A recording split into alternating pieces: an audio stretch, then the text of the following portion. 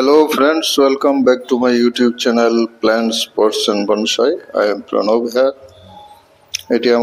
এটি কার্বোনা বনসাই করছি বন্ধুগণ। তো বেশ কয়েক মাস হয়ে গেছে, এতে আমি এর কাণ্ডটাকে ব্রাঞ্চগুলিকে ওয়েরিং করেছিলাম, কিন্তু সময় মতো সেগুলিকে রিমুভ করিনি। তো এখন লক্ষ্য করে দেখতে পাচ্ছি যে এই কাণ্ডের মধ্যে এই যে তারটা আমি জড়িয়েছিলাম সেটা অনেকটাই বসে যাচ্ছে এবং গাছের মধ্যে একটা ক্ষতের সৃষ্টি করছে, একটা দাগের সৃষ্টি করছে। তাই আজ এই ওয়ারিংগুলিকে আমি খুলে নেব। গাছটির এটি একটি ব্যাক ব্রাঞ্চ সর্বনিম্নে রয়েছে, তাই এটিকে রিমুভ করে নিলাম। তো এইভাবে গাছটিকে আমি একটু প্রুনিংও করে নেব, সাজিয়ে নেব। কিন্তু আমার মেন উদ্দেশ্য হলো এর যে ওয়ারিংটা সেটাকে সরিয়ে ফেলা। গাছটিতে প্রচুর ফুল এবং ফুলের পরে অনেকগুলি ফলও এসে গেছে, বেরি।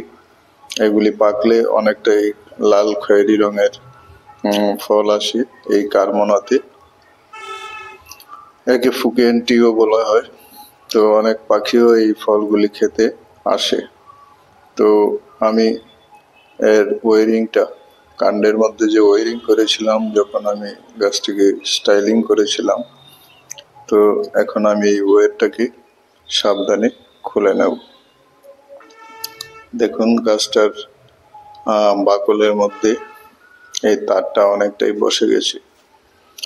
কিছুটা আমার অসাবধানতা এবং ব্যস্ততার কারণে সময় মতো এই ওয়্যারটাকে আমি রিমুভ করতে পারিনি, খুলতে পারিনি।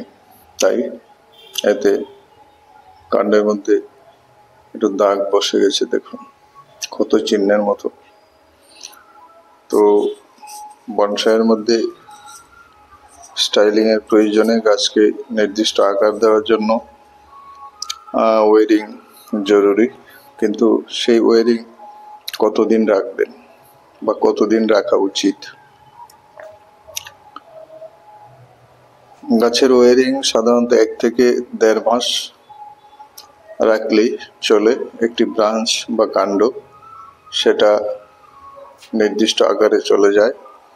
তাই 1.5-2 মাসের মধ্যে ওয়ারিংকে রিমুভ করে ফেলাই ভালো। তো বিভিন্ন গাছের ক্ষেত্রে অবস্থাটা এক এক রকম হতে পারে। কোনো গাছ আছে খুব হার্ডি প্রকৃতির, বেশি দিন থাকলেও কিছু হয় না। কিন্তু কারমোনা গাছের আমি লক্ষ্য করলাম এর যে বাকল বা ছাল সেটা অনেকটাই নরম, সফট, তাই সহজেই তার এর গায়ে বসে যায়। তো আমি সেজন্য এর যে কাণ্ডের অপেক্ষাকৃত মোটা তারটি সেটিকে আমি কেটে নিচ্ছি। যতটুকু পর্যন্ত খোলা যায় সেটাকে আমি খুলে নিয়েছি। যে অংশটা খোলা যাচ্ছে না সেটাকে আমি কাটার দিয়ে কেটে ছাড়িয়ে নেব।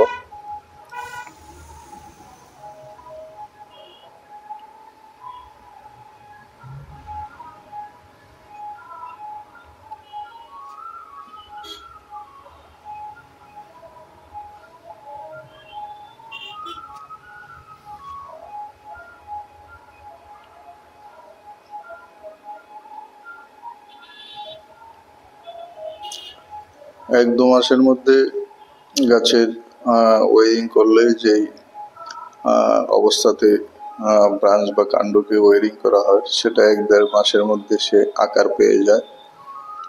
তাই এরপরে অবশ্যই খোলা ফেলা উচিত, না হলে হয়তো উল্টো গাছের ক্ষতি হতে পারে।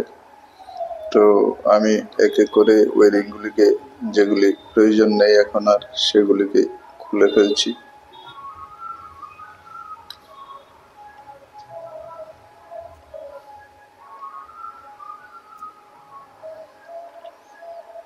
তো এই অংশের তারটিকে আমি কেটে ছাড়িয়ে নিচ্ছি।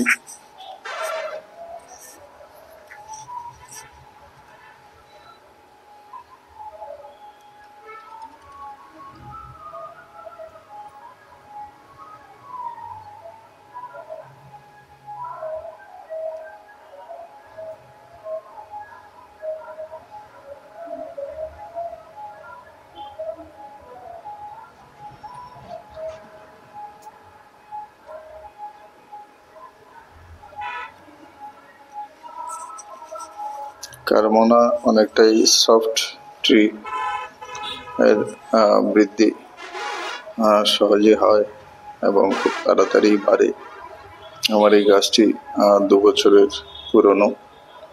এতে প্রচুর ডালপালা বেরোচ্ছে এবং প্রচুর ফুল ফুটছে এবং সে থেকে ফলও আসছে এবং ফল অনেকগুলি পেকেও গেছে, সেই খয়েরি রঙের বেরিগুলি।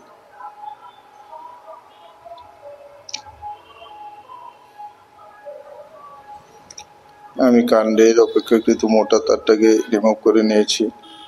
এখন অপেক্ষাকৃত সরু তারগুলিকে যেখানে প্রয়োজন সেখানে একটু আবার ওয়ারিং করে নিচ্ছি হালকাভাবে।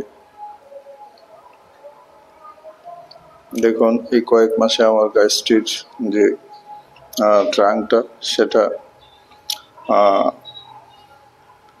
যেভাবে আমি সাজিয়েছিলাম, আকার দিয়েছিলাম, সেই আকারে এসে গেছে।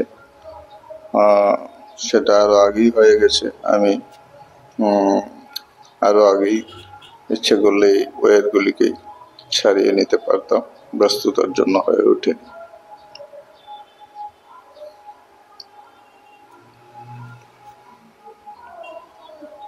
আমি পুনরায় এর ব্রাঞ্চগুলিকে একটু সাজিয়ে নিচ্ছি।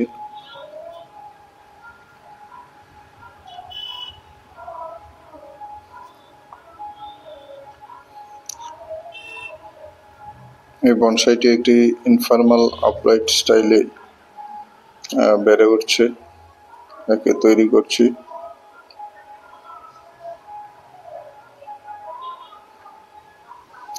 গাছটি এখনো ট্রেনিং পর্যায়ে আছে। আরো হয়তো 1-2 বছর পরে গাছটিকে আমি একটি বনসাই পাত্রের মধ্যে ট্রান্সফার করে নেব, যখন গাছটি আরো বনসাইয়ের পূর্ণতা পেয়ে যাবে তখন। এখন এর উপরে একে ট্রেনিং দিতে হবে, ট্রেনিং চলবে।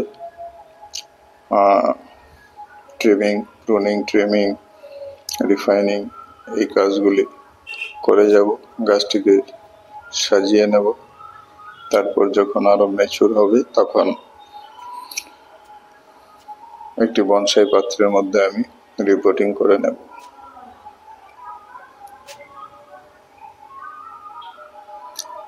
তো প্রয়োজনে তারগুলিকে রিমুভ করে আমি গাছটিকে এখন একটু সাজিয়ে নিচ্ছি।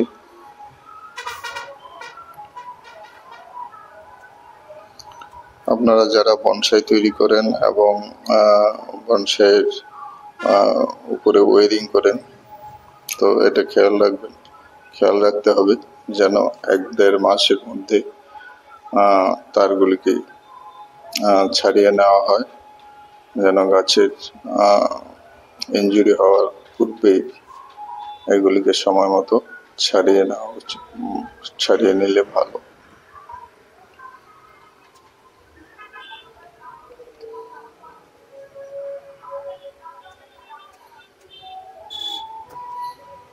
আমি সামান্য কিছু একটু ট্রিমিং করে নিচ্ছি গাছটিকে, যেহেতু ওয়ারিংটা খোলাতে গাছটার কাণ্ডটা অনেকটাই হালকা হয়ে গেছে।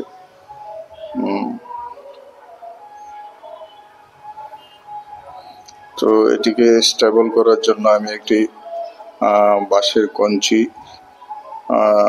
হয়তো এর সঙ্গে এখানে পাত্রটিতে পুঁতে বেঁধে দেব, গাছটি যেন স্টেবল থাকে, সাধারণ আঘাতে যেন এটি ভেঙে না যেতে পারে সেজন্য।